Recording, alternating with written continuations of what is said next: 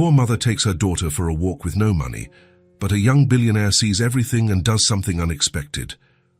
Sunday arrived, as it always did for Nathan Pierce, empty, silent, predictable. He walked through Central Park with his hands in his coat pockets, watching the families scattered across the lawns. Children ran between the trees while their parents chatted on wooden benches. Dogs barked. People laughed. The world turned around him, but Nathan felt completely outside of it. At 35, he had everything money could buy. A penthouse in Manhattan with a view of the river. Cars that cost more than an ordinary family's home. Stocks that grew in value while he slept. But here, among couples holding hands and children playing, Nathan felt like a ghost observing a life that was never his. It was always like this on weekends. During the week, meetings and business kept him busy. But when Sunday came, the silence of his penthouse became deafening. That's why he came to the park, not to connect, but to remind himself that he still existed. Nathan stopped near a sweet cart. The vendor, a middle-aged man with a broad smile, was arranging colorful donuts in the display case.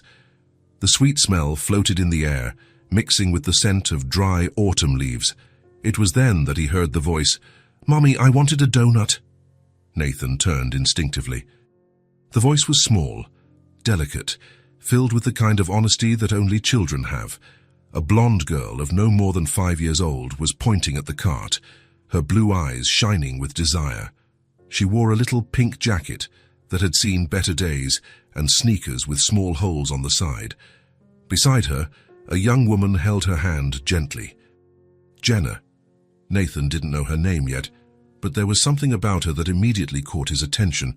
Blonde hair tied back in a simple ponytail, green eyes that seemed to carry more weight than they should. Her clothes were clean, but clearly not expensive.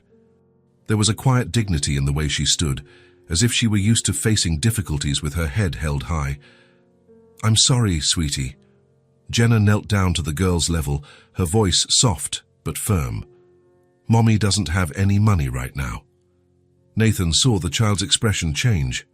It wasn't a tantrum or a scene. It was a silent acceptance that hurt something inside him.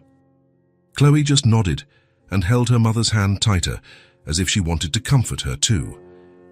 "It's okay, Mommy," the girl said, her voice small but brave. "We can just look." Nathan felt something stir in his chest, a strange pang, as if someone had touched a wound he didn't even know he had. How many times in his life had he bought things without even thinking about the price? How many donuts could he buy without even noticing it in his budget? And here was a little girl who accepted with such grace something he considered insignificant. Without thinking too much, Nathan approached the cart. "2 donuts, please," he said to the vendor, pointing to the most colorful ones in the display. "One with pink sprinkles and one with chocolate frosting." The vendor smiled and packed the sweets in a small paper bag.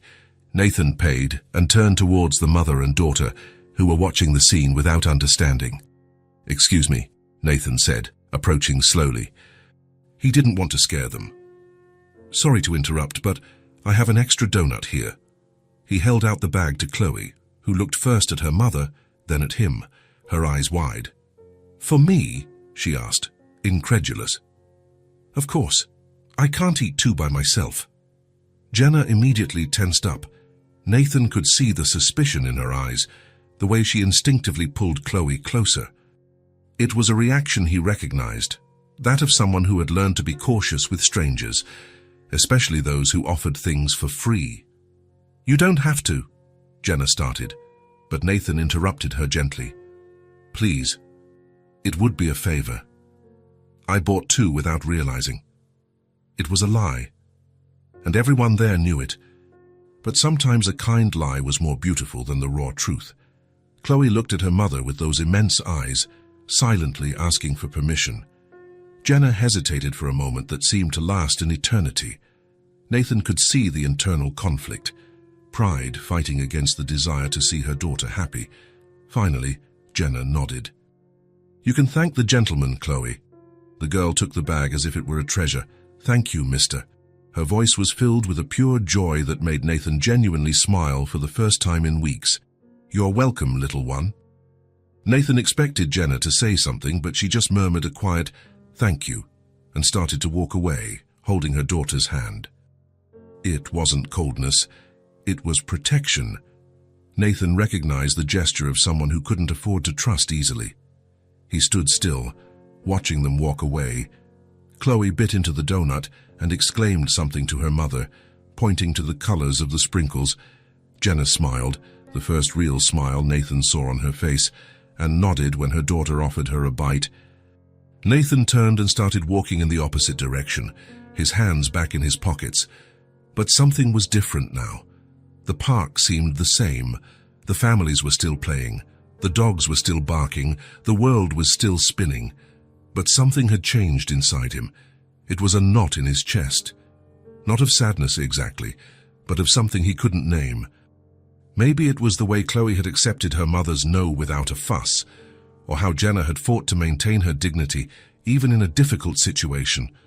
Or maybe it was just the fact that, for a moment, he had felt useful in a way that nothing in his billionaire world could provide. Nathan spent the rest of his walk thinking about those blue eyes full of gratitude and those green eyes full of caution. When he got home, his luxurious penthouse seemed even emptier than before.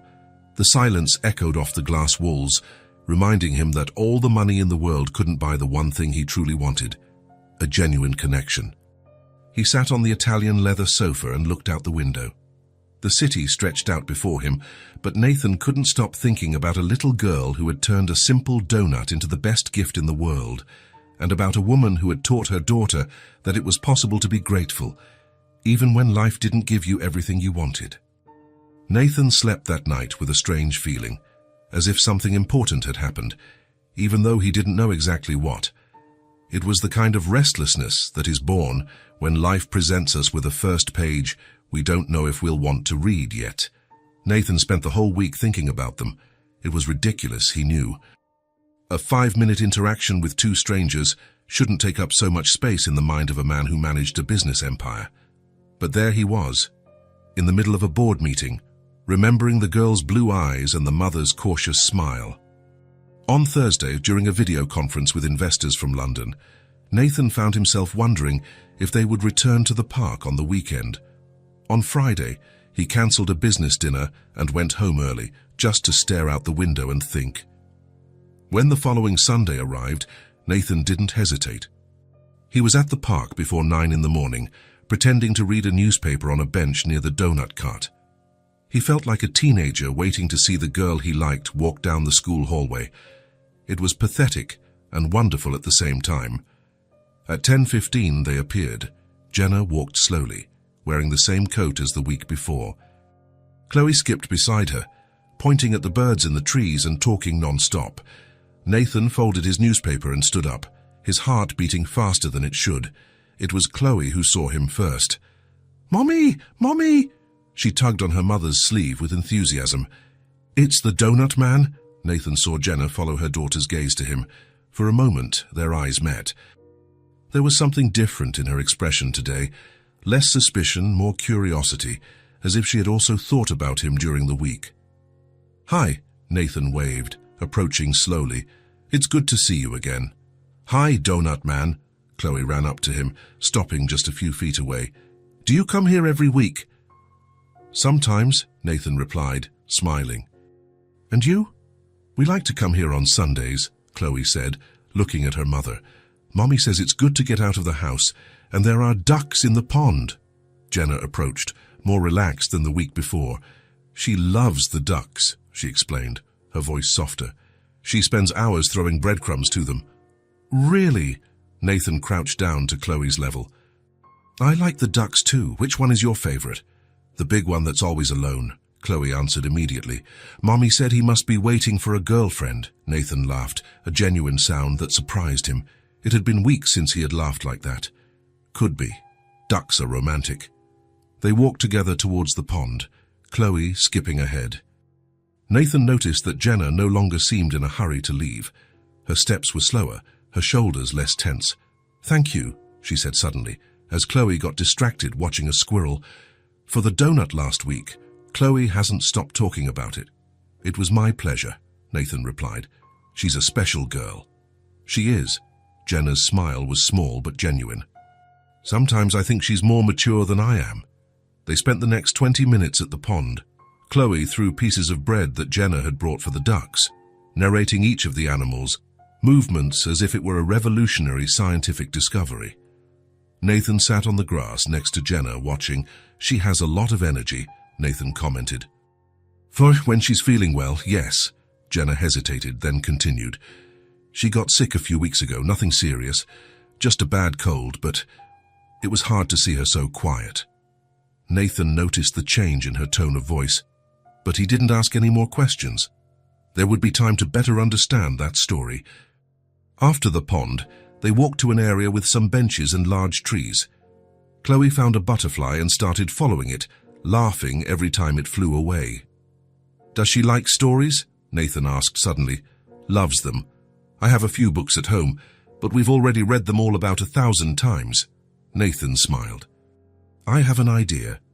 On Monday, Nathan spent his lunch hour at a children's bookstore in downtown Manhattan. The saleswoman, a lady with grey hair and colourful glasses, helped him choose a book suitable for a 5-year-old girl. For your daughter? She asked, wrapping the book in colourful paper. No, Nathan replied, and for the first time, the answer didn't bother him. For a special friend. On Tuesday he went back, and on Wednesday too. By the end of the week, he had 3 wrapped books in the drawer of his office desk. The following Sunday, Nathan arrived at the park carrying a small bag. He found Jenna and Chloe in the same spot as the week before, feeding the ducks. Donut man, Chloe shouted, running to him. How you came back? I always come back, Nathan said, laughing, and I brought something for you. Chloe's eyes widened when Nathan took the first book out of the bag. It was a colourful volume about a girl who befriends forest animals. For me, Chloe whispered, holding the book as if it were made of gold. It's for you. Jenna approached, and Nathan saw the gratitude in her green eyes, mixed with something that might have been concern. You didn't have to. I wanted to, Nathan said simply. Chloe had already opened the book and was flipping through the pages with reverent care. Mommy, look at the pictures, and there's a girl who looks like me. It was true. The main character had blonde hair and light blue eyes, just like Chloe. They sat on a nearby bench, and Nathan began to read the story aloud. Chloe snuggled between him and her mother, interrupting from time to time to ask questions or comment on the illustrations. The rabbit is very clever, she said when Nathan finished the first chapter. Just like someone I know, Nathan replied, winking at her. Chloe laughed, a sound that warmed Nathan's chest in a way he couldn't explain. They spent 2 more hours together. Nathan brought the other books out of the bag, one about adventures in the ocean and another about a family of bears. Chloe was ecstatic, hugging each book as if it were a treasure. My name is Nathan, he said when they finally got up to leave. I'm Chloe, the girl replied solemnly, holding out her little hand for him to shake. And this is my mommy, Jenna. It's a pleasure to officially meet you both. Jenna smiled, and Nathan noticed it was easier now, more natural. Thank you for the books. She's going to love reading them before bed. Can I read a little bit every night? Chloe asked, looking hopefully at her mother. Yes, you can, sweetheart. They said their goodbyes, and Nathan started to walk away when he heard the small voice behind him. Bye, Nathan. He turned around. Chloe waved enthusiastically, the books clutched against her chest. He was no longer Donut Man. He was Nathan. His name said with all the naturalness in the world, by a little girl who had decided he deserved to be called by his real name. Something changed in that moment. Nathan felt as if a door had opened, not just to Chloe, but to a part of himself that had been locked away for a long time. Bye, Chloe, he replied, waving back. As he walked home, Nathan heard Jenna talking to her daughter. Did you like the books, Anne, sweetheart? I loved them. Nathan is nice, isn't he, Mommy? Yes, he is. And then, with a naturalness that surprised Nathan, Jenna added, I used to work at a diner. When Chloe got sick, I had to miss work. They fired me. Nathan slowed his pace, pretending to tie his sneaker so he could hear better. But it's okay, Jenna continued. We always manage. Right, sweetie? Always, Chloe agreed, with the absolute confidence of someone who believes her mother can solve any problem in the world. Nathan continued walking, but now with information that changed everything. Jenna wasn't just being cautious. She was unemployed, taking care of a young daughter alone, trying to maintain her dignity while facing hardships Nathan could only imagine. When he got home, Nathan sat in his silent penthouse and thought. For the first time in years, the silence didn't bother him. Because now he had something to think about besides the emptiness. He had a little girl who called him by his name, and a woman who had trusted him enough to share a piece of her story. And for the first time, Nathan wondered if maybe he could be part of the solution, instead of just a spectator in other people's lives. Nathan spent all of Monday thinking about what Jenna had said in the park. The words echoed in his mind. I used to work at a diner. When Chloe got sick, I had to miss work. They fired me. He tried to focus on the meetings, the reports, the decisions that moved millions of dollars. But he always went back to the image of Jenna trying to maintain her dignity while explaining why she couldn't buy a donut for her daughter. On Tuesday, Nathan made a decision. He went to the supermarket nearest his company during his lunch hour. He pushed the cart through the aisles with the same determination he used to close important deals. Cereal, milk, fruit, bread, butter. Basic, essential things. Nothing too obvious, nothing that seemed like an exaggeration. Then he went to the bookstore. 3 more children's books, carefully chosen. One about a brave princess, another about farm animals, and a third full of short bedtime stories. On Wednesday, Nathan did something he had never done before. He left the office in the middle of the afternoon and went to find where Jenna and Chloe lived. It wasn't hard to find them. Chloe had mentioned in the park that they lived near the bakery with the cat in the window. Nathan knew the neighborhood, a simple area, with old buildings and narrow streets, but clean and safe. He found the bakery and the orange cat sleeping in the display window. 2 blocks down, he saw Jenna leaving a red brick building holding Chloe's hand.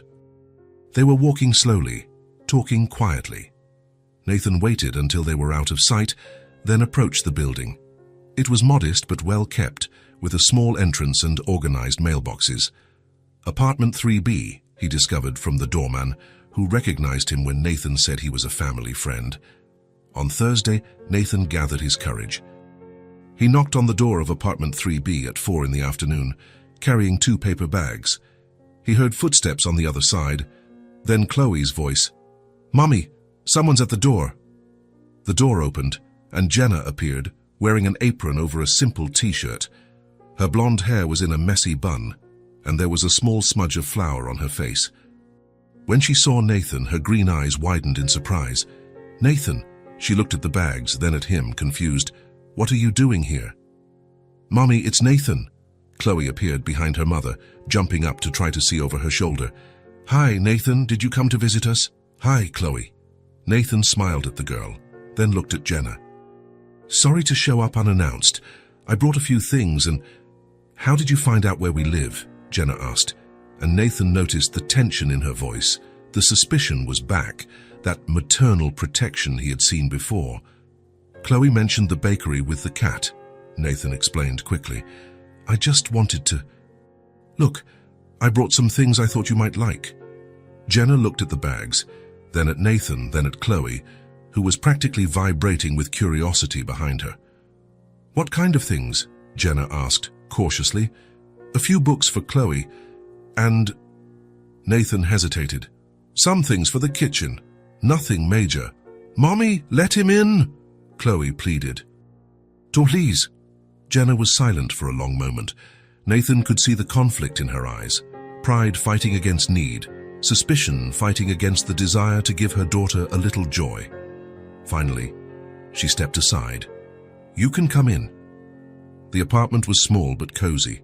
2 worn armchairs surrounded a coffee table, and there were Chloe's drawings taped to the refrigerator. It smelled of homemade cake and cleanliness.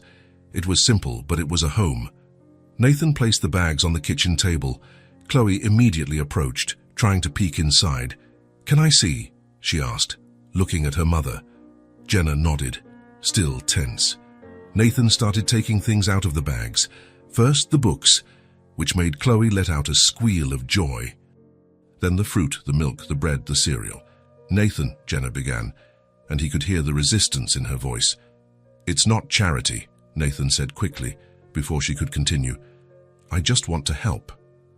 "But why?" Jenna asked, crossing her arms. "You don't even know us." Nathan stopped unpacking and looked at her. It was a fair question, and it deserved an honest answer. "Because you two remind me of how good it feels to care about someone," he said simply. "It's been a long time since I've felt that." Chloe was flipping through one of the new books, completely absorbed in the illustrations. Jenna looked at her daughter, then at Nathan. "This isn't right," she said quietly. "Twice accepting things from a stranger. Then don't let me be a stranger," Nathan replied. They were silent for a moment. Chloe broke the tension by running to Nathan with the book open. "Look, Nathan, there's a princess who fights dragons, just like me." "Just like you?" Nathan asked, smiling. "I'm very brave." "Mommy always says so." Nathan looked at Jenna, who had relaxed her shoulders a little. "Your mum is right. You are very brave." From that afternoon on, Nathan began to show up at apartment 3B regularly, always with some excuse. A new book he had found, fruit that was on sale, a simple toy he thought Chloe would like. At first, Jenna still hesitated. She checked every gift, thanked him politely but kept her distance. Nathan respected that, didn't force conversation, didn't stay too long. But Chloe had no reservations. She welcomed him as if he were a family friend of many years, told him about her day, showed him her drawings, asked him to read stories. "Are you coming back tomorrow?" she would always ask when Nathan was getting ready to leave. "If your mum lets me," Nathan would reply, looking at Jenna.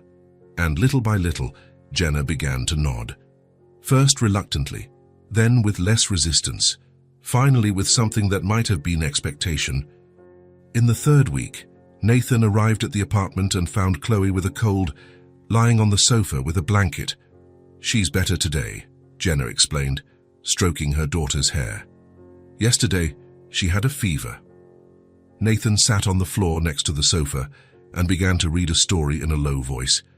Chloe snuggled under the blanket, listening with her eyes half closed. When he finished, she was asleep. Nathan got up slowly, careful not to wake her. "Thank you," Jenna whispered. "For what?" "For being patient, for understanding that I needed time." Nathan smiled. "You were protecting your daughter. It's natural." "Sometimes it's hard to know who to trust," Jenna admitted. "I understand." And Nathan really did understand. Because he had also spent his whole life not knowing who to trust, not knowing what a genuine connection was, until he met a little girl who called him by his name, and a mother who was slowly learning that maybe he deserved to be part of their lives. When Nathan left that night, Jenna didn't ask if he would be back. She knew he would. And for the first time, she really hoped he would. Nathan had never adjusted his schedule for anyone. In 15 years of building his business empire, meetings were sacred, commitments were non-negotiable, and time was money. But in the fourth week of visiting apartment 3B, he found himself rearranging video conferences and pushing business dinners to later times. "I need to leave early today," he told his assistant on a Tuesday, putting papers in his briefcase. "Any emergency, sir?" Nathan hesitated. How could he explain that a 5-year-old girl was waiting for him to hear a new story? How could he say he had promised to help make a castle out of modeling clay? "Personal commitment," he replied simply. And it was true. It had become personal in a way Nathan couldn't even explain to himself. When he arrived at the apartment that afternoon, he found Chloe at the window, her small face pressed against the glass. "He's here!" she shouted into the apartment as soon as she saw Nathan climbing the stairs. "Mommy, Nathan's here." The door opened before Nathan even knocked. Chloe greeted him with a hug that nearly knocked him over, and Nathan felt something warm in his chest. When was the last time someone had been genuinely happy to see him arrive? "I brought paint today," Nathan announced, showing a small watercolor kit he had bought on the way. "Real paint?" Chloe asked, her blue eyes shining. "Just real paint." They settled at the kitchen table, which Jenna had covered with old newspapers. Nathan had zero experience with paint and children, But Chloe was a patient teacher. "You have to wet the brush first," she explained, as serious as an adult. "Like this, then you choose the color." "What color do you think I should use?" "Blue." "Like the sky." Nathan dipped the brush in the blue paint and made a crooked line on the paper. Chloe laughed. "Not like that. Let me teach you." She guided his hand, her small fingers over his large ones, showing him how to make smoother strokes. Nathan became completely absorbed, forgetting he had an empire to run, that there were emails waiting for a reply, that the world was still spinning outside. Jenna watched from the sink, where she was washing some dishes. Every so often she would look at them and smile, a different smile from the ones Nathan had seen before, more relaxed, more genuine. "What are you two painting?" she asked, approaching. "A castle," Chloe replied.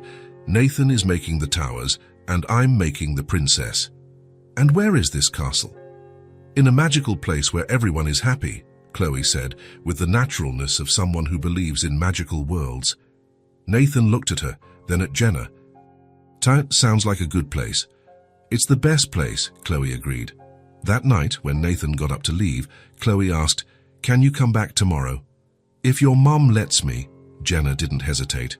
"You can come back." And Nathan did, the next day, and the next, and the one after that.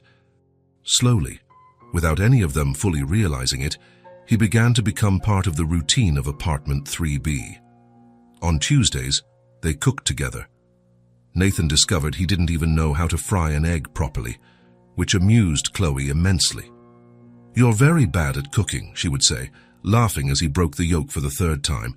"I really am. I always eat at restaurants. Every day. Every day." Chloe would become thoughtful. It must be sad to eat alone every day. Nathan would stop what he was doing and look at her. The simplicity with which she saw the world sometimes left him speechless. It was, he would admit, but not anymore. On Wednesdays, they made pancakes. Chloe had convinced Nathan that pancakes were the best breakfast in the world, and he had offered to learn the recipe.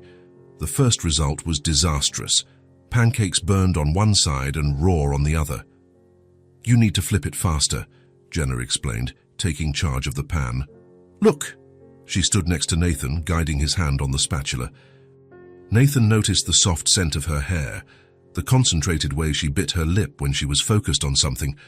"Like this," she said, helping him flip the perfectly golden pancake. "I did it."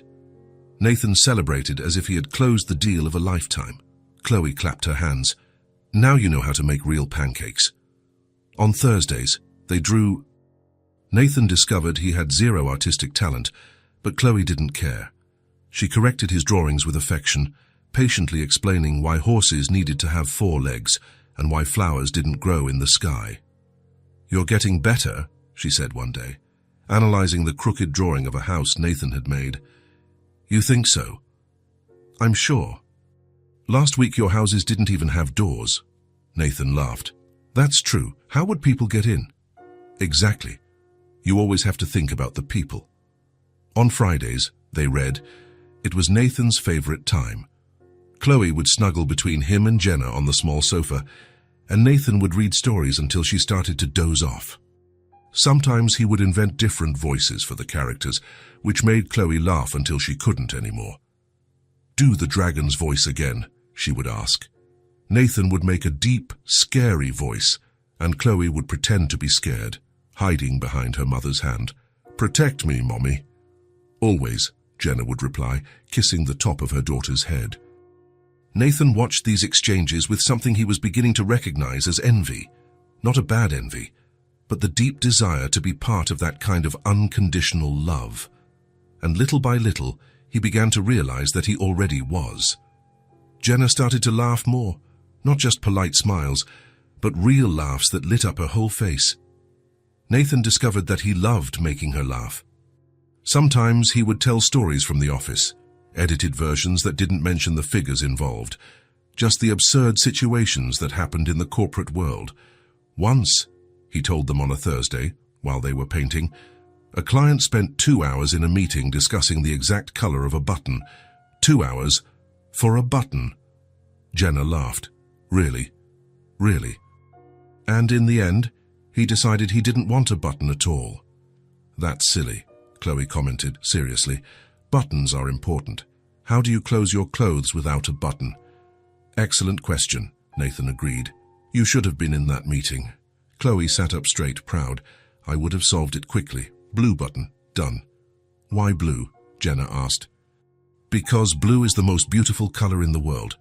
Nathan looked at Chloe's blue eyes, then at Jenna's green ones. I completely agree.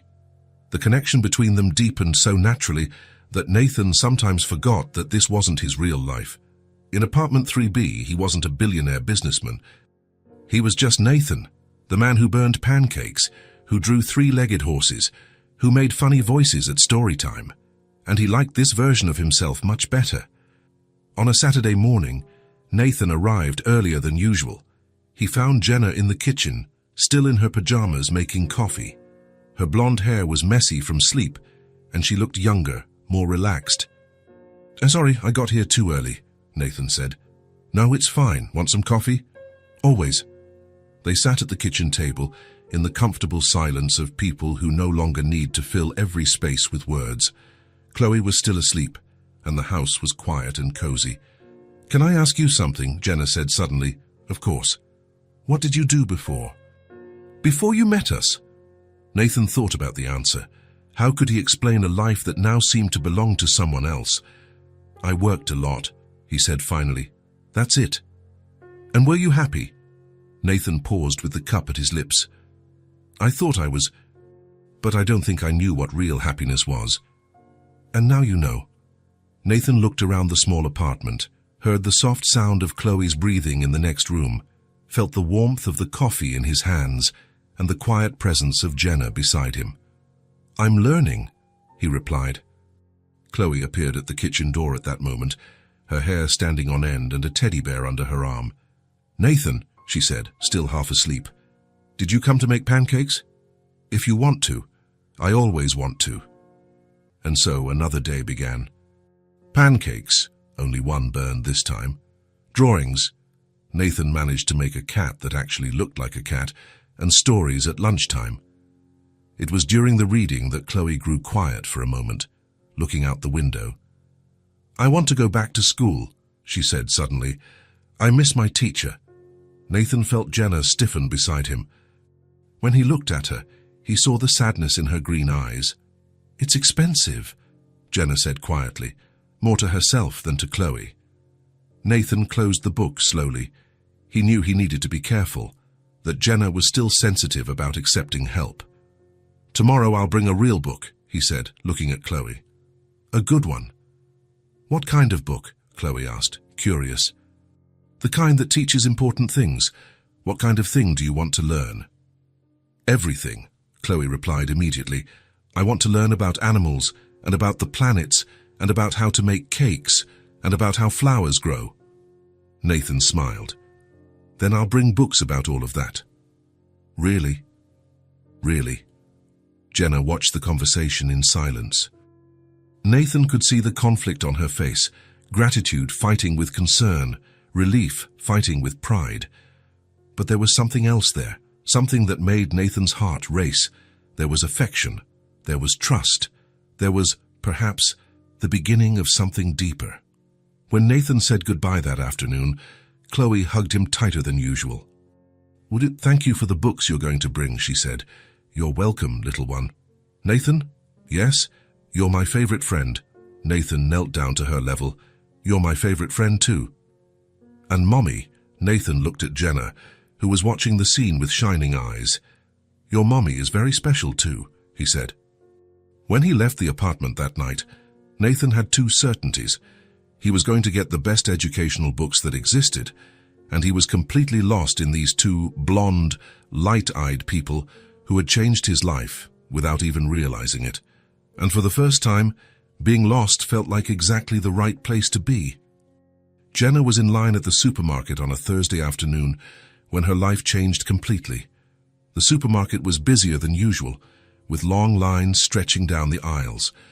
Jenna held a basket with only the essentials: milk, bread, a few eggs.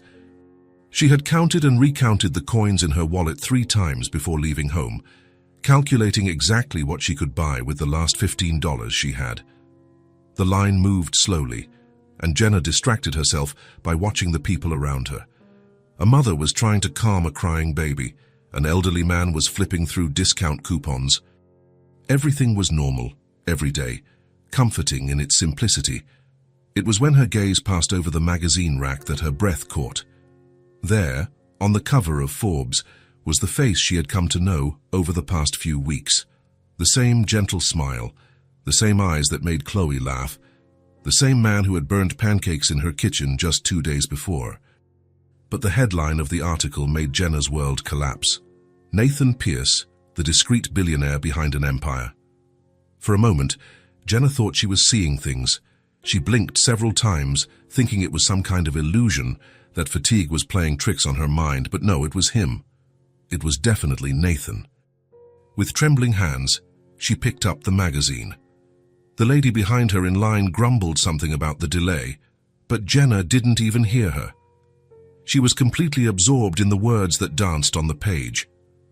The most influential businessman of the decade, the first line read. Estimated fortune of $2.3 billion. Pierce built his empire from a small technology company inherited from his father, transforming it into one of the most powerful corporations in the world. Jenna felt nauseous. 2.3 billion. The number was so absurd she couldn't even process it. It was more money than she could imagine in 1,000 lifetimes. Known for his extreme discretion, the article continued, Pierce rarely grants interviews and avoids public exposure. Those who work with him describe him as a business genius. There were photos of him in luxurious offices, in meetings with other famous businessmen, at a charity gala where he wore a tuxedo that probably cost more than Jenna's rent for a year. "Ma'am, the line has moved." The cashier called to her, and Jenna realized there were at least 5 people waiting behind her. She moved like a robot, placing her humble groceries on the conveyor belt, trying to process what she had just discovered. The cashier scanned the items, announcing prices that suddenly seemed ridiculously small. $3 for the milk, $2.50 for the bread, amounts that Nathan probably earned in the seconds it took to blink. "That's $11.47, the cashier said. Jenna paid on autopilot, still holding the magazine. She only realized she had taken it when she was already on the street, walking mechanically towards home. When she arrived at the apartment, Jenna sat on the sofa and read the entire article. Each paragraph felt like a punch to the gut. Nathan Pierce, the king of strategic acquisitions. Nathan Pierce, who had bought 3 companies in the last year alone. Nathan Pierce, who owned homes in 5 countries. The memories started to come back then, an avalanche of recollections Jenna had spent years trying to bury. Marcus. Jenna closed her eyes and saw herself again at 22, working as a receptionist at a marketing firm. Marcus was one of the executives, handsome, charming, always impeccably dressed. He had started showing up at the reception desk more often, always with some excuse, always with that smile that made her heart race. Marcus was different from any man she had ever known. He took her to expensive restaurants, bought her gifts, talked about trips to places she only knew from movies, and most importantly, he seemed genuinely interested in her. "You're so different from the others," he would say. "So real, so authentic." Jenna fell completely in love. For the first time in her life, she felt special, chosen, loved by someone who could have anyone. It took her 3 months to find out who Marcus really was. It wasn't a dramatic discovery like today's. It was gradual, through casual comments from colleagues, photos in the company magazine, conversations she overheard. Marcus Thompson, son of the company's owner. Marcus Thompson, heir to a family fortune. Marcus Thompson, who dated secretaries and receptionists as a hobby. When Jenna confronted him, Marcus didn't even deny it. "So what?" he said, as if it were the most natural thing in the world. "Does that change anything between us?" "It changes everything," Jenna had replied. "You lied to me." "I didn't lie. I just didn't tell you everything. Would you have given me a chance if you knew who I was?" "I don't know, but I should have had the choice," Marcus had laughed. "See? That's why I didn't tell you. You people make such a drama out of these things." But the worst was yet to come. 2 weeks later, Jenna discovered she was pregnant. When she told Marcus, he was silent for a long time. Then he said he would take care of everything. Take care of it how? I know a doctor. Discreet. You don't have to worry about a thing. Jenna stared at him, incredulous. Are you talking about an abortion? I'm talking about a practical solution to a problem. It's not a problem. It's a baby. It's a mistake, Marcus corrected, and mistakes should be corrected. Jenna broke up with him that same day. Marcus tried to argue, offered money, promised to take care of everything if she would be reasonable. When he realized she wouldn't change her mind, he disappeared. A month later, Marcus reappeared. He left an envelope at her apartment door, a check for an absurd amount and a note. For you and the baby, so you can have a good life. Jenna tore up the check. She would rather work 2 jobs, rather struggle, rather do anything than accept money from someone who saw her as a problem to be solved. And now it was happening again. Jenna opened her eyes and looked around the small apartment. Nathan's books were scattered on the coffee table.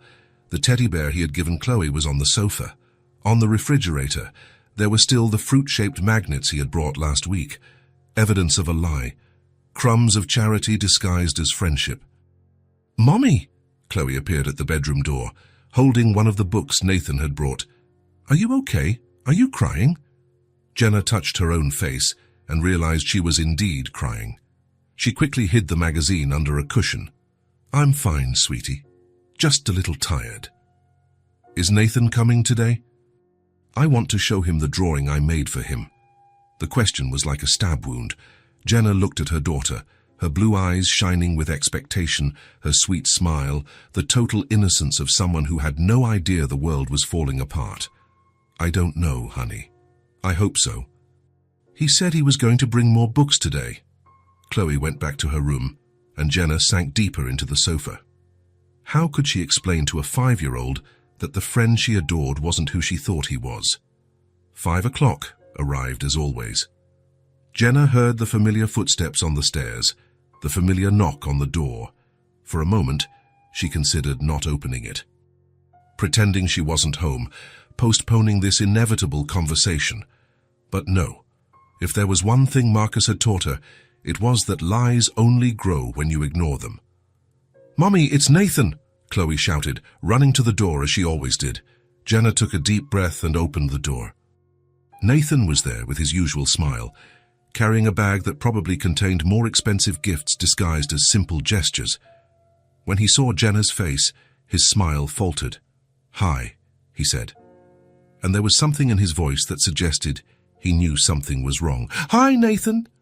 Chloe threw herself into his arms, as she always did. Jenna watched the scene that had been repeated so many times in recent weeks.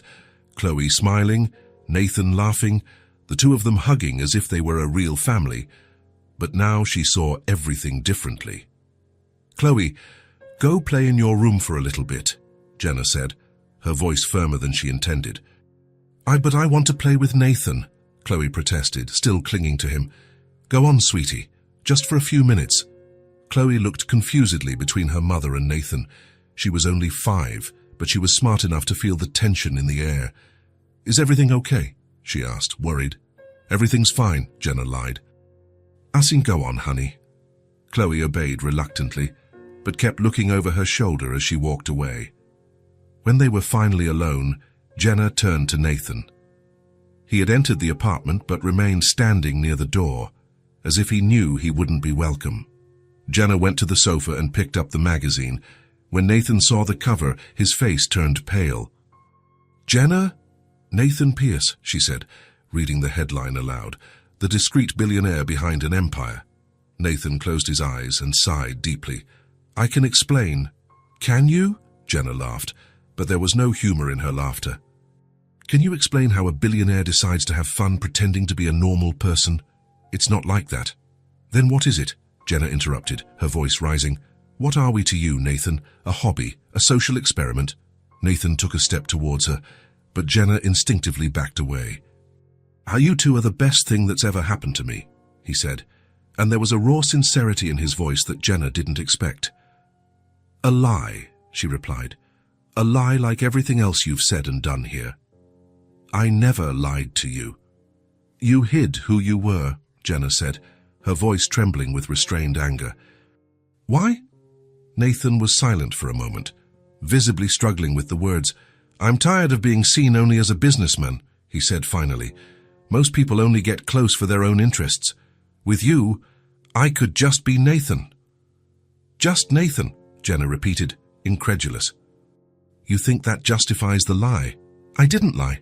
You didn't tell the truth, Jenna exploded, all the weeks of accumulated anger finally finding an outlet. You let us accept your things. You let Chloe get attached, knowing that I never would have allowed it if I knew who you really are. And why wouldn't you have allowed it? Nathan asked. Why does it matter how much money I have? Because it does, Jenna shouted, the tears finally starting to fall. Because people like you don't mix with people like me by chance, because there's always a reason. You think that's what you are to me? Nathan asked, and there was genuine pain in his voice. Their project, I don't know what I am to you, Jenna said, wiping her tears angrily, but I know what you are to me, a lie. Nathan stopped approaching. Jenna could see him struggling with his words, trying to find something that could fix this situation. I have everything, he said finally, his voice low and tired. I have more money than I could spend in 10 lifetimes. I have houses, cars, companies. I have everything, except someone who sees me. Sees you how? As a person. As Nathan. Not as a bank account or a business opportunity. Jenna shook her head. But that doesn't give you the right to lie to us. I didn't lie, Nathan repeated, more firmly now. I just didn't tell you everything, because I knew that if I did, you would look at me differently. You don't get to decide that for me, Jenna said. You don't get to decide what I need to know. You're right, Nathan admitted. I should have told you from the beginning.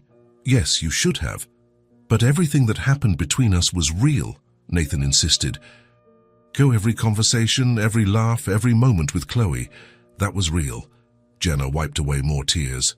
How can I know what's real when you hid who you really are? Nathan took another step towards her. Because you know me, he said. You know the man who burns pancakes and draws crooked horses. You know the man who gets nervous when Chloe is sick. That's me. The money doesn't change that. It changes everything, Jenna whispered, because it means you were playing with us. It's not a game, Nathan said, and there was urgency in his voice now. It's the first time in years that I've felt like a real person. They stared at each other in silence for a long moment. Jenna could see that Nathan was struggling, trying to find words that could fix what was broken. What do you want me to do? He asked finally. Jenna took a deep breath, gathering all the courage she had. I want you to leave, she said, and not come back. Jenna, please, she interrupted, her voice broken now. I need space. I need to think. Nathan nodded slowly. He understood. He didn't like it, but he understood. And Chloe? He asked, and there was a deep pain in the question. I'll explain it to her. She'll be hurt. She doesn't deserve this. No, Jenna agreed, more tears falling. She doesn't, but you're the one who created this situation. Nathan lowered his head. I know. He headed for the door but stopped before leaving. I never wanted to hurt you, he said without turning around. You are the best thing that ever happened to me. Then you should have been honest with us from the beginning, Jenna replied. Nathan left and Jenna closed the door behind him. She leaned against the wood and let the tears fall freely for the first time. In the days that followed, Nathan tried to make contact. He called twice. Jenna didn't answer. He sent a letter, which she threw away without opening. Mommy! Chloe appeared at the bedroom door, her eyes wide with worry. Where's Nathan? Why doesn't he come anymore? Jenna knelt and hugged her daughter, trying to find the strength to explain the unexplainable. Nathan had to go away, sweetie. But is he coming back? Jenna held Chloe tighter. I don't know, honey. Chloe asked about Nathan every day. Where was he? Why didn't he come anymore? Had she done something wrong? At the end of the second week, Nathan showed up at the door again. Jenna opened it but didn't invite him in. 5 minutes, she said. I just want you to know that I respect your decision, Nathan said.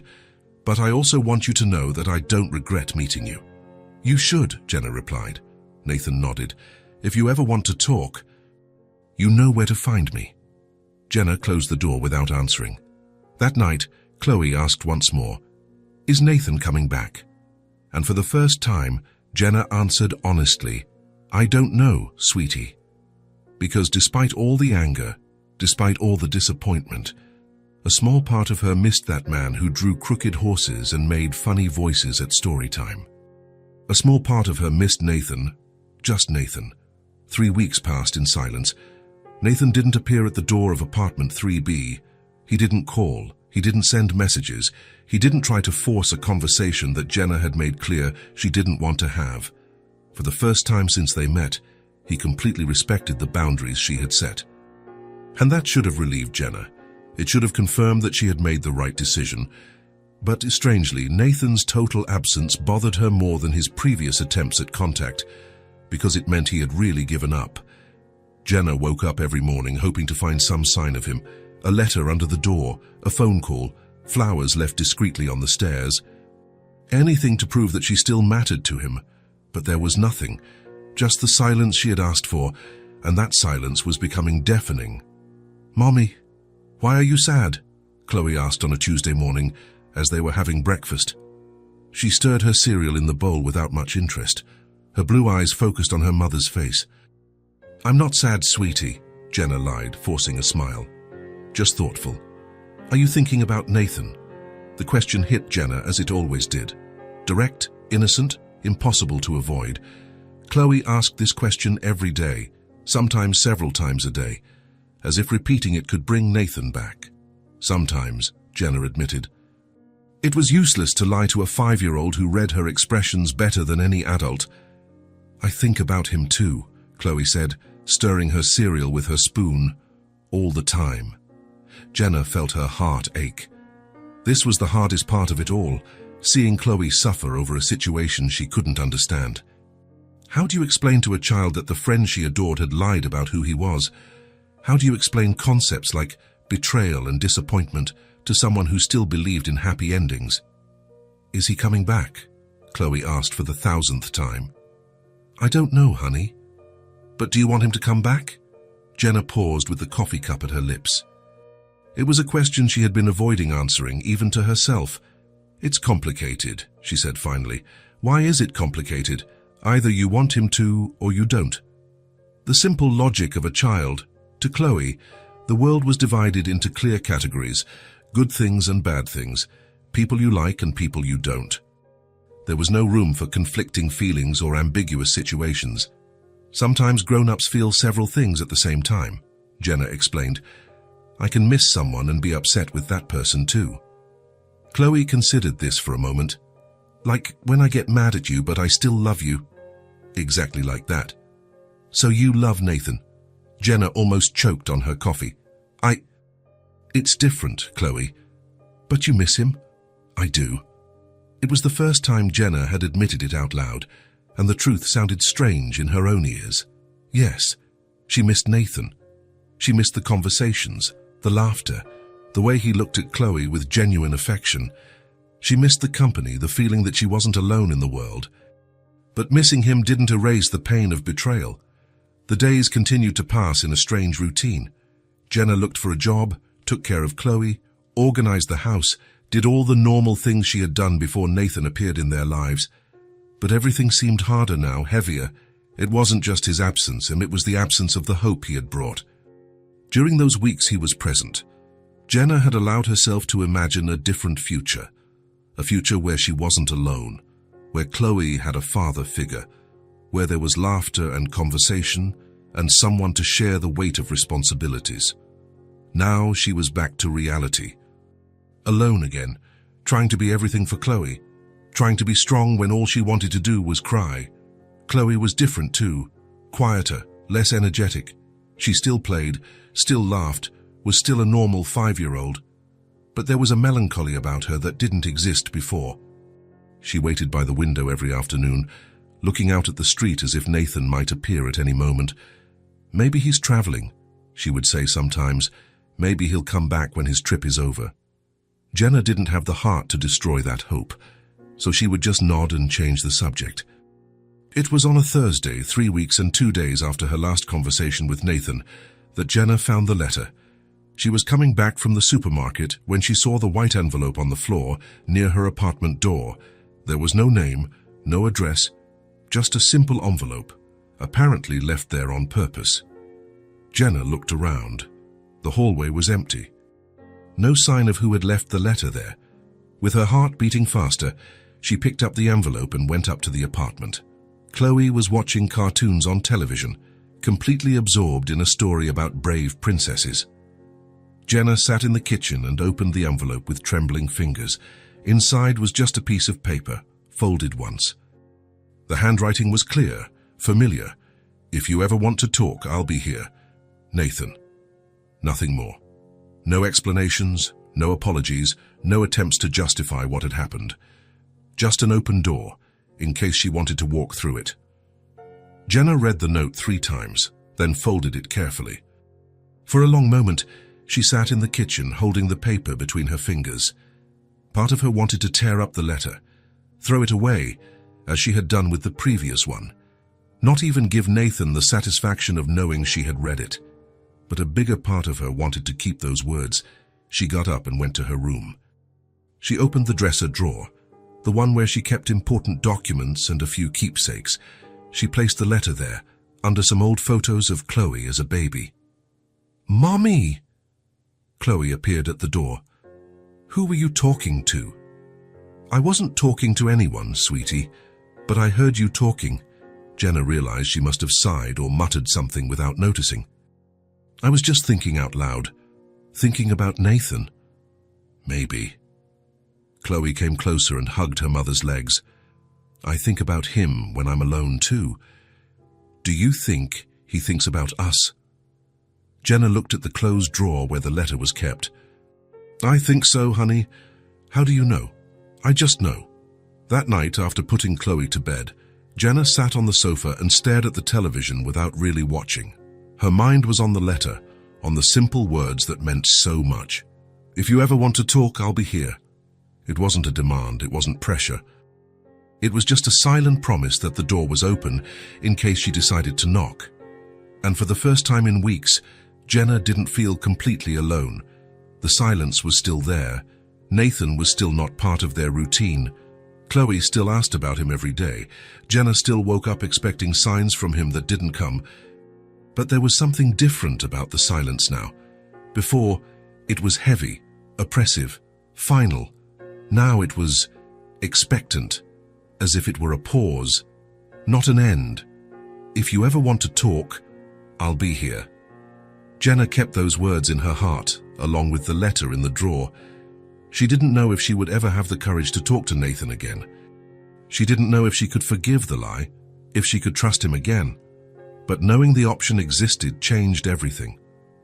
2 weeks later, Chloe stopped asking when Nathan would be back.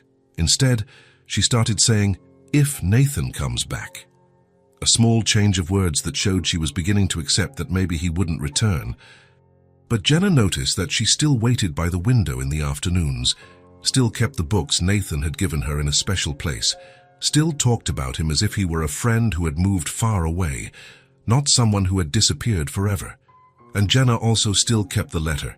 Sometimes, and when she missed him too much, she would open the drawer and read the words again. "If you ever want to talk, I'll be here." But now it had a different quality. It was no longer the silence of an end. And waiting, Jenna was very different. Jenna finally gave in to Chloe's insistent request to go back to the pub. "Please, Mommy," Chloe had pleaded for the 5th time that Sunday morning. "It's been so long since we went to see the ducks." Jenna knew it wasn't the ducks Chloe wanted to see. It was the place where it had all begun, where she had first met Nathan. But Chloe didn't say it openly, and Jenna pretended not to know. "All right," she finally agreed. But only for an hour. Chloe jumped for joy and ran to her room to get her little jacket. Jenna followed her more slowly, her heart beating faster than it should. She was being ridiculous, she knew. The chances of running into Nathan at the park were slim. He probably didn't even go there anymore. But as she got ready, Jenna chose a blouse she knew looked good on her. And she put on a little lip gloss. and she combed her hair more carefully than usual. Just in case, she told herself. The park was crowded, as it always was on Sundays. Families were spread out on the lawns. Children ran among the trees.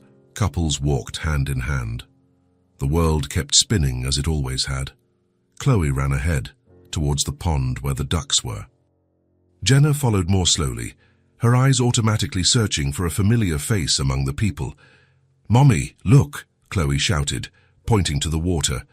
"There are baby ducklings."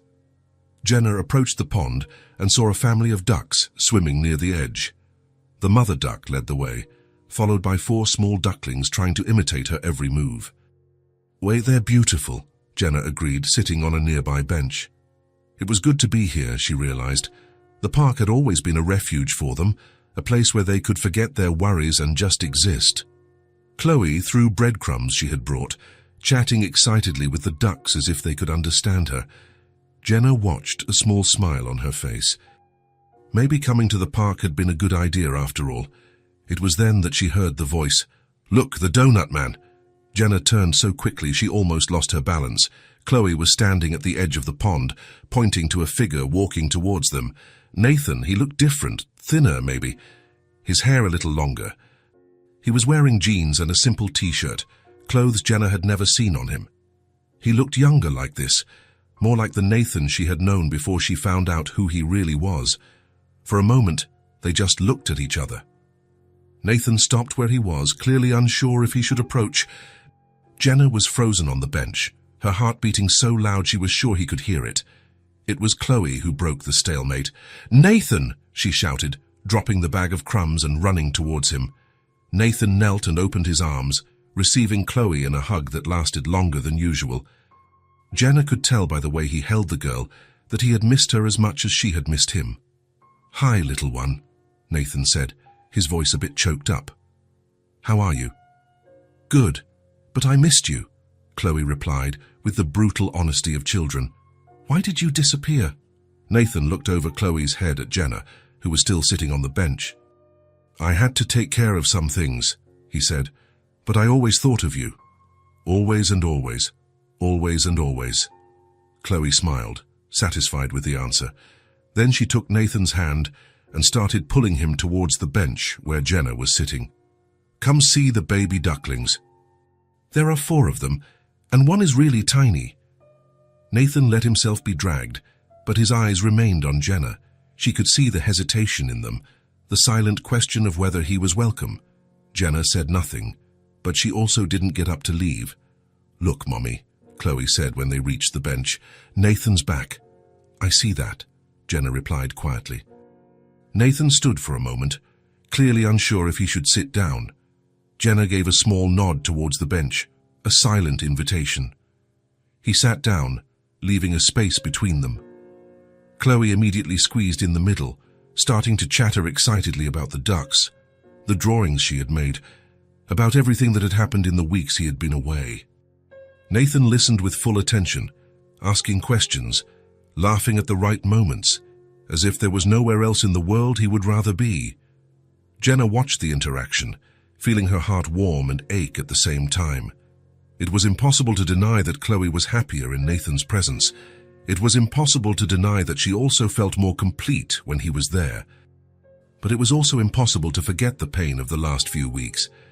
After a few minutes, Chloe got distracted by a butterfly that landed near the pond and ran after it, leaving Jenna and Nathan alone on the bench. The silence stretched between them, heavy with unsaid things. "I got your letter," Jenna said finally. "So I was hoping you had. Was it the only one you sent?" "Yes, I thought if you wanted to talk, you would find me." Jenna nodded. It was typical of him, she realized, to give space, to respect boundaries, not to press. Maybe that's why it hurt so much, because deep down he was a good person, which made the lie even harder to process. "I missed you both so much," Nathan said suddenly, his voice thick with emotion. "More than I ever thought I could miss anyone." Jenna looked at him. There was a vulnerability in his eyes she had never seen before, a raw honesty that made her heart race. "Me too," she admitted, restrained but sincere. "But I'm afraid to trust. Afraid you'll lie." "So afraid of getting hurt again?" Nathan turned completely towards her on the bench. "Jenna, I can't go through this again," she continued, the words coming out in a rush. "I can't let Chloe go through this again. She was devastated when you disappeared. I know, and I hate myself for causing that." "Then why did you do it?" Nathan took a deep breath. Because I'm a coward. Because I was afraid that if you knew who I really was, you would reject me before you even got to know me. And now I know that hiding the truth is worse than being rejected for it." Jenna studied his face, searching for signs of falsehood, for empty words. But all she saw was sincerity. Slowly, Nathan reached out and touched her hand. "I will never hide anything from you again," he said, holding her fingers gently. "With you, I want to be whole and true." Jenna looked at their hands, intertwined on the bench. She should pull her hand away. She should get up and leave. She should protect herself and Chloe from more disappointment. But she did none of that. Instead, she stayed there, feeling the warmth of Nathan's hand on hers, feeling something inside her begin to heal. She didn't answer his words. She didn't say she forgave him. She didn't say she wanted to try again. But she also didn't let go of his hand. She didn't move away. She didn't back down. "Mommy, Nathan!" Chloe ran back to them. Her cheeks flushed from the run. Thus the butterfly landed on my finger. It was magical. She threw herself into Nathan's lap, who hugged her with his free arm, still holding Jenna's hand with the other. For a moment, they stayed like that. The three of them on the bench, Chloe talking excitedly about magical butterflies, Nathan listening with a smile on his face, Jenna watching the scene with her heart torn between hope and fear. She still didn't know if she could trust him again, still didn't know if she could open her heart to someone who had lied to her before. But for the first time in weeks, she wanted to find out. And that, Jenna thought, looking at their intertwined hands, might be the beginning of something. Not necessarily a happy ending, but at least a new chance. A new beginning. After the meeting in the park, Nathan returned to their lives slowly, like someone testing the water temperature before diving in. On the first day, he showed up at the apartment with just one book for Chloe, a story about a brave girl who saved dragons instead of running from them. He stayed for only an hour, read the story, talked briefly with Jenna about simple things like the weather and the ducks at the park, and then left. On the second day, he brought ingredients to make pancakes. I thought maybe we could try again," he said, smiling shyly. "I promise not to burn any this time." He lied. He burned 2. But Chloe laughed so hard that Jenna couldn't stay serious. On the third day, he simply asked if he could come over to talk. No gifts, no excuses, just wanting to be there. It was different now. Nathan seemed more careful, more attentive to Jenna's signals. When she got too quiet, he would ask if everything was okay. When Chloe talked about school, he would look at Jenna before answering, checking if it was a sensitive topic. Jenna appreciated this new version of him. Less confident, perhaps, but more genuine. As if he had finally understood that trust wasn't something to be assumed, but something to be earned. Chloe, on the other hand, went back to being her old self almost immediately. To her, Nathan had never really left. He had just taken longer than usual to come back. She greeted him with the same joy, told the same kinds of stories, asked him to read the same books. "Why was Nathan sad?" she asked Jenna one evening after he had left. "How do you know he was sad?" "He smiles differently now, like when I'm sad, but I pretend I'm not." Jenna was impressed by her daughter's perception. Nathan really did smile differently, more cautious, less natural, as if he were always policing himself. "So sometimes grown-ups get sad when they do things that hurt people they love," Jenna explained. "Did he hurt you?" "A little." "But did you forgive him?" Jenna thought about the question. Had she forgiven Nathan? Or was she just trying to forgive? "I'm learning to forgive," she said finally. "That's good," Chloe declared with the simple wisdom of children. "Forgiving makes you feel better." 2 weeks after their reunion, Nathan arrived later than usual. Chloe was already in her pajamas, brushing her teeth in the bathroom. "Sorry I'm late," he said. The meeting ran long. It was the first time he had mentioned work since they had reconnected. Jenna realized he was still learning to balance honesty with naturalness. "No problem," she replied. "Want some dinner? There's leftover lasagna." "I'd love some." The three of them had dinner together, Chloe talking about her day at the art school she had started attending. Nathan listened attentively, asking questions about her drawings, about the other students, about the teacher. "And what did you draw today?" he asked. "A family of bears," Chloe replied, her mouth full of lasagna. "The mommy bear, the daddy bear, and the baby bear. Like in the books we read." "No, like a real family. The daddy bear teaches the baby bear how to fish, and the mommy bear makes honey for them." Nathan smiled. "Sounds like a happy family." "It is. All families should be happy." Jenna felt something stir in her chest at the comment. Chloe spoke about families with the nostalgia of someone who wished for a complete one. After dinner, Nathan helped put Chloe to bed. They took turns reading the bedtime story, each making different voices for the characters. Chloe laughed until she started yawning, then snuggled between them on the small sofa. "Tell the part about the dragon who became friends with the princess again," she murmured, already half asleep. Nathan looked at Jenna, who nodded.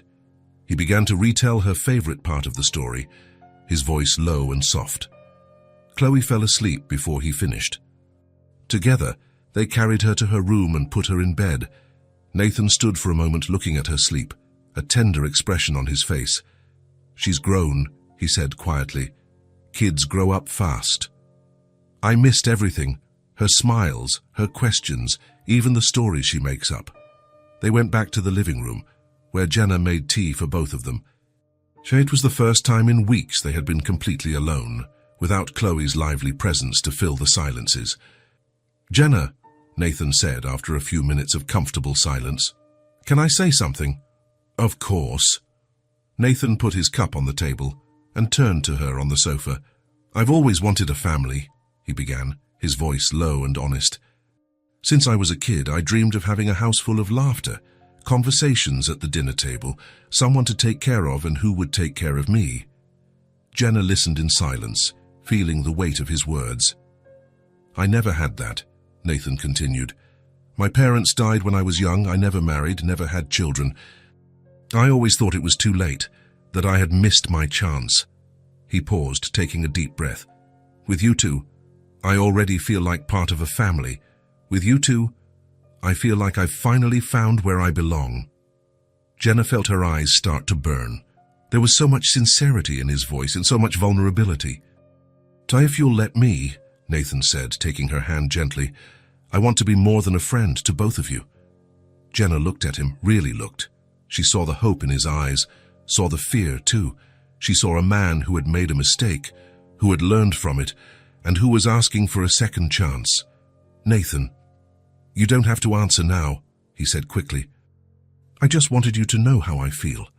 Jenna smiled, feeling tears start to stream down her face. They weren't tears of sadness, but of something she couldn't quite name. Relief, maybe hope. "We can try," she said softly. Slowly. The smile that spread across Nathan's face was unlike any she had seen before. It was pure, unreserved, full of a joy he didn't try to hide. "Slowly," he repeated, gently kissing the back of her hand. The following Saturday, Nathan showed up with something different. Instead of the usual bag of books or ingredients, he was carrying a large box wrapped in colorful paper. "What's that?" Chloe asked, her eyes shining with curiosity.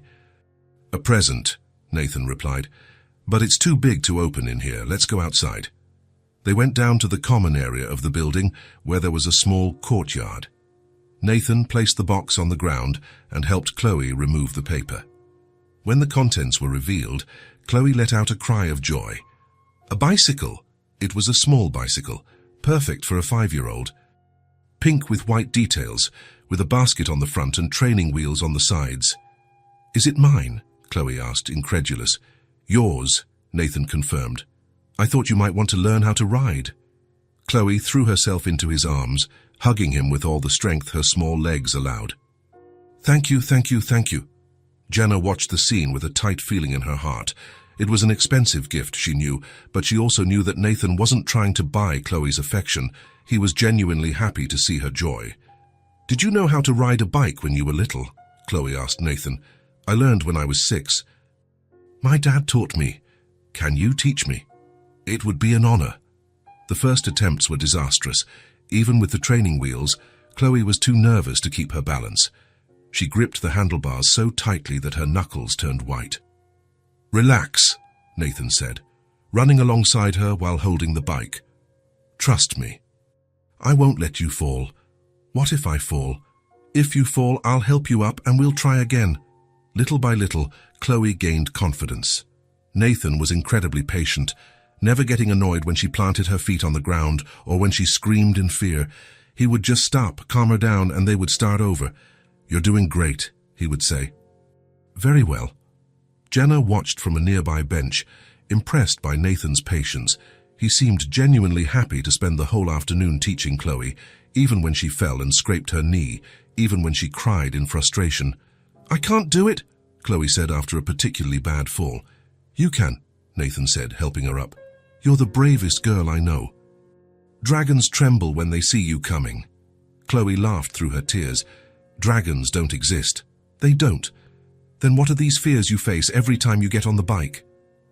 Chloe considered this. Fear dragons. Exactly, and you're beating them. Late in the afternoon, as the sun began to set, something changed. Chloe was pedaling with Nathan holding the bike when she suddenly realized he had let go. She was riding by herself. For a few glorious feet, Chloe pedaled independently, the wind in her blonde hair, a huge smile on her face. Look, Daddy, she shouted. I did it. Nathan stopped in his tracks. Jenna felt the air leave her lungs. Daddy. Chloe had called Nathan Daddy. When she finally stopped the bike, with Nathan's help who had run after her, Chloe was radiant. Did you see? I rode all by myself. I saw, Nathan said, his voice thick with emotion. You were amazing. Only then did Chloe seem to realize what she had said. She looked at Nathan, then at Jenna, suddenly insecure. Sorry, she murmured. I didn't mean to. You don't need to apologize, Nathan said, kneeling to her level. It was the most beautiful thing anyone has ever said to me. Jenna watched the scene with shining eyes, her heart so full it hurt. She saw Nathan hug Chloe, saw the pure joy on both their faces, saw the moment a family truly formed. It wasn't a conscious decision. It wasn't something planned or discussed. It was just a moment of pure happiness, where a 5-year-old girl expressed what she felt in her heart, and Nathan, Jenna realized, was crying. Silent tears streamed down his face as he held Chloe, and Jenna understood that this meant as much to him as it meant to them. That afternoon in the building's courtyard, with a pink bicycle and the sun setting on the horizon, they became a family. Not on paper, not officially, but in what really mattered. It was a quiet Thursday evening, when Jenna finally shared her most guarded dream. Chloe had fallen asleep on the sofa after dinner, exhausted from another afternoon of learning to ride her bike with Nathan. He had carefully carried her to her room, covering her with her favorite blanket, the one with little stars that she insisted on using every night. When they returned to the living room, Jenna prepared tea for them both, a ritual that had become natural in recent months. They sat on the sofa, in the comfortable silence of two people who no longer needed to fill every moment with words. Nathan, Jenna said suddenly, stirring her cup distractedly. Can I tell you something? Something I've never told anyone. Nathan turned to her, giving her his full attention. Always. Jenna took a deep breath, as if preparing for a leap. I've always dreamed of having a little candy shop. Really? A small one, just for me and Chloe. A place to start over. The words came out slowly, as if she were testing how they sounded out loud. Ever since I was a child, I loved to cook. My grandmother taught me how to make cakes, pies, little sweets. It was our special time. Nathan listened attentively, seeing the sparkle in her green eyes as she spoke. When Chloe was born, Jenna continued, I used to imagine the two of us in a little kitchen making cakes together. Her helping me mix the batter, smearing her face with chocolate. A small smile appeared on her lips. Silly dreamer mum stuff. It's not silly, Nathan said softly. Yes, it is. A shop costs money. A lot of money. And I never even had enough to buy a donut for my daughter. The reference to their first meeting made Nathan smile. How far they had come since that Sunday in the park. And what would this shop be like, he asked. Jenna's eyes lit up. Small and cozy, with colorful display cases full of homemade sweets, the smell of cake always in the air, little tables where people could sit and talk, and a kitchen where I could teach Chloe everything my grandmother taught me. It sounds perfect. It's just a dream, Jenna said, reality returning to her voice. Dreams don't pay the bills. Nathan was silent for a moment, then gently took her hand. That dream still exists, he said, looking directly into her eyes. Zeiss and I want to help you make it happen. Jenna felt tears prick her eyes. Nathan, you don't have to. It's not about having to. It's about wanting to. It's about believing in you, in your talent, in what you two can build together. It would be a lot of responsibility. What if it fails? What if it succeeds? Nathan countered gently. Jenna, you make the best cakes I've ever tasted in my life. Why not share that with the world? Jenna held back her tears, trying to maintain her composure. Thank you. It's a chance to start over. I know that. Then let's start over. Together. It was at that moment that Chloe appeared at the living room door, still sleepy, holding a piece of cake left over from dinner. Mommy makes the best cake in the world, she exclaimed, her mouth full of chocolate. Everyone has to try it. Nathan and Jenna laughed, and Nathan took the opportunity to wink at Jenna. See? Even our expert consultant agrees. Expert consultant? Chloe asked, confused. You, Nathan explained. You're going to help us make Mommy's candy shop. Chloe's eyes widened. A real shop. A real shop, Jenna confirmed, finally smiling completely. 3 months later, the dream became a reality. The shop was exactly as Jenna had imagined. Small, cozy, with large windows that let in natural light. The colorful display cases showed off cakes, pies, cupcakes, and little sweets that made anyone stop to admire. The sweet smell of freshly baked cake always lingered in the air, inviting and comforting. On a Saturday afternoon, Jenna was behind the counter arranging a tray of chocolate truffles when a little girl came in with her mother. The girl, with brown hair and curious eyes, was fascinated by the display of colorful donuts. Mommy, can I have one? She asked, pointing to a donut with pink sprinkles. The mother hesitated, clearly calculating the money in her wallet. It was a scene Jenna knew all too well. It was then that Chloe, who was sitting on a stool behind the counter drawing, got up and took the donut the girl had chosen. You can have it, Chloe said, holding out the donut with a huge smile. It's on the house. Thank you, the girl said, biting into the donut immediately. It's delicious. My mommy made it, Chloe said proudly. She makes the best sweets in the world. Nathan, who was wiping the counter with a cloth, approached, smiling.